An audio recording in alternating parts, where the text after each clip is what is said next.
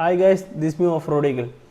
അപ്പോൾ നമ്മൾ സുധിയേട്ടനെ നമ്മളാരും മറന്നിട്ടുണ്ടാവില്ല. ഇന്നത്തെ ഇതിൽ പ്ലാറ്റ്ഫോമിൽ സുധിയേട്ടനെ വെച്ച് ഒരുപാട് ആൾക്കാർ ഒരുപാട് കാര്യങ്ങൾ ചെയ്യുന്നുണ്ട്. പക്ഷേ അയാളെ ഒരിക്കലും മറക്കാൻ കഴിയാത്തൊരു കാര്യമാണ് ഫ്ലവേഴ്സ് എന്നൊരു ചാനലിൽ ഞാൻ സത്യം പറഞ്ഞാൽ ഈ പരിപാടി മാത്രമാണ് അതിൽ ഹൈലൈറ്റ് ആയിട്ട് കണ്ടിരുന്നത്.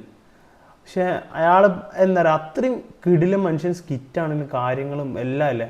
അപ്പോൾ ഫസ്റ്റ് നമുക്ക് ആ വീഡിയോ കാണാം, എന്നിട്ട് ബാക്കിനായിട്ട് അതിനെക്കുറിച്ച് പറയാം. ഫോൺ വിളിക്കണേ സുധിച്ചേട്ടനോട് സംസാരിക്കാം.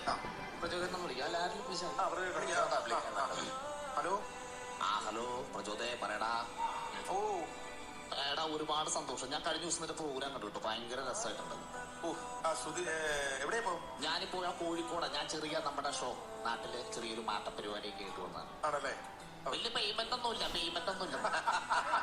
അങ്ങനെ ചെറിയൊരു അസീസ്, എടാ നീ എന്നാടാ മിണ്ടാത്തെ? നിനക്ക് ജാടയാണോ?